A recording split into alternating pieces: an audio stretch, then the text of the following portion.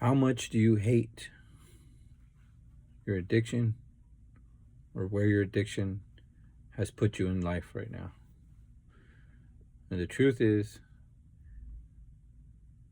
more than likely, not enough to change. And that's why you can't change. You see, you have to understand something, that our life is built of two things: our conscious and our subconscious mind. And even though they work together, a lot of times they're working against each other. And what I mean is, for a long time I struggled trying to give up drinking and truthfully just trying to change my life altogether. However, my actions and what I wanted never really seemed to follow through.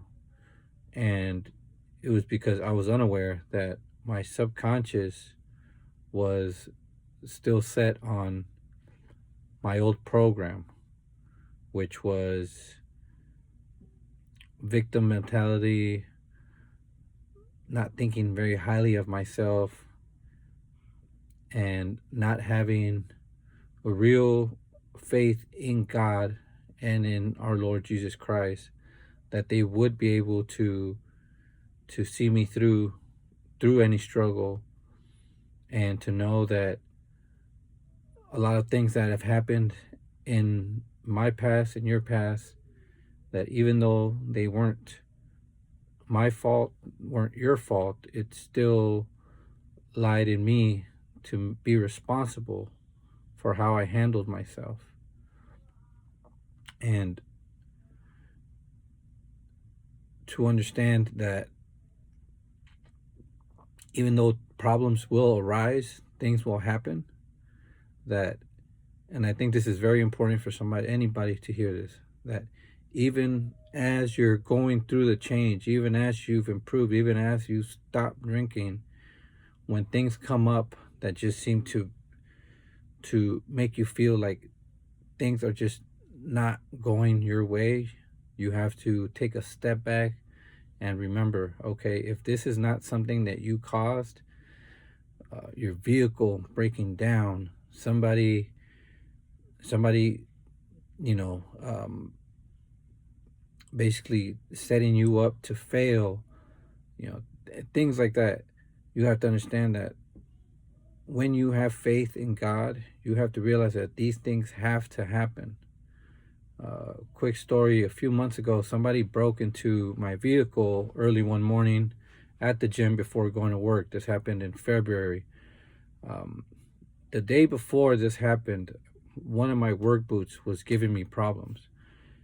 I was starting to feel really bad pain on my right foot, and it was the first day that had started happening. So in my head already, I was already figuring out if I was gonna have to get some sort of gel installs, what I was gonna do to fix that.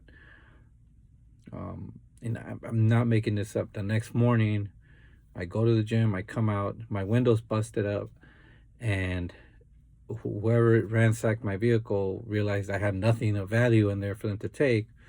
So just to be petty, they took one of my work boots. So I showed up to work, bootless, and even though I had to go out and pay for some quick basic shoes just so I can work that day, by the end of the day, my job, and God bless them, after finding out what had happened, had actually volunteered and offered to get me top of the line boots, which I have now, which I've from that day I've never once have any pain in my feet. And I'm telling you the story because as I left the gym that morning, as frustrated and truthfully as angry as I was that had happened, in that moment I still had to, and with my words, tell God, okay, I don't know why this happened, and I'm saying this as I'm driving down the highway with glass still flying all over me, but I understand this had to happen because I'm now at this point 3 years sober, and I realize that if I put myself in a bad place based off the circumstances, based off the energy that's around me, then things are just going to keep happening that are bad. So I'm sorry if I drag that story out a little bit, but I want you to understand that you have to realize that things that may seem bad right now, you haven't got to the end, so you don't know yet how it's going to serve you. And starting to look at things in that way is going to change your subconscious, I promise you. But that starts with having that true faith in God. I'm not going to sit here and preach to you and tell you should read your Bible, you should pray, you should do these things. You should. But I'm telling you, if you just want to start somewhere that's going to really change the way you look at everything, is you have to understand that as crappy as your situation might be right now, if you decide to change today, then you're going to quickly see in a few weeks, a few months, and you'll still be having realizations after a few years. I'm telling you, because it still happens to me to this day, which is you're going to say, oh, this is why I went through this very dark chapter in my life. Oh, this is why I went through this trauma, because God was setting me up, preparing me to become a better version of myself than I would have been had I not gone through these things. Had I had the things that I wished for, I would not now being, for myself speaking, 3.5 years, going on 4 years sober. A dad that I can honestly say that I'm proud to be to my kids. A dad that I wanted, a dad that I always hoped I had, but I'm now very grateful that I didn't. Because the truth is, I don't think I can value the relationship I have with my kids if I didn't go through what I went through with my own father. And this is not to say if you had a great, amazing dad, you won't be a good, amazing dad yourself. That's not what I'm saying. I'm just telling you, if you've gone through things as a child, as a teenager, where you felt people weren't there for you, once you start showing up for yourself, you'll quickly realize how powerful you can be to the people that truly love you and you love, and can start counting on you. Not take advantage of you, but count on you when they're at their worst.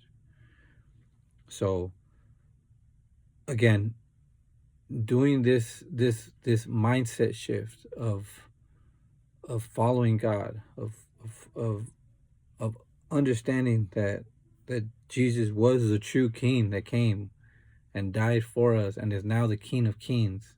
I mean, you have to realize that Jesus was anointed as a king, and you had all these kings that try to persecute him from when he was from a baby to when he was crucified.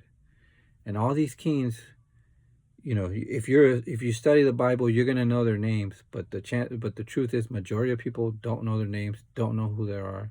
However, you say the name Jesus Christ, even if it's somebody who doesn't believe, they're gonna know who he is. And that's why he is the King of Kings.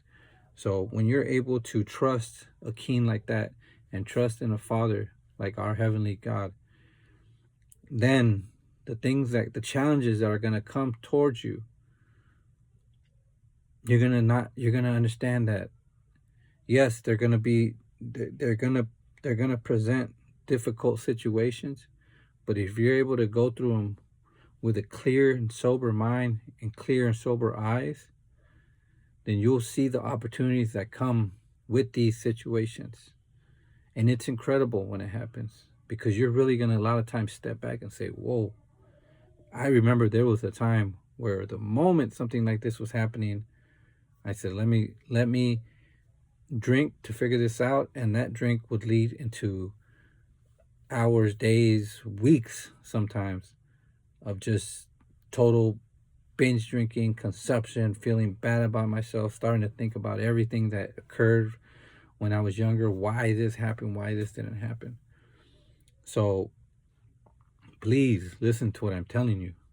If you can start making that shift today, along with the other things I've posted before as far as what you can do in the first stages of your sobriety, of how to go through the withdrawals, what to do to stay sober, then I can almost guarantee you'll have better, not just better days ahead, better years ahead, and a better life ahead of you. But it has to start with surrender to God. And by doing that, you have to understand that you're now tapping into your subconscious. I'm going back to where I started here. I'm going to wrap this whole thing up. Once you're able to change your subconscious, you're going to now begin to do the things that you've been wanting to do. Simple things like leading a very virtuous and honest life, because any addict will tell you that to be in the life of an alcoholic, of an addict, you live the life of a liar. You're constantly lying to people. You're constantly lying to yourself, and it's a terrible way to live. And that's only highlighted more when you have kids. So I hope this video served you guys. God bless you all. See you soon.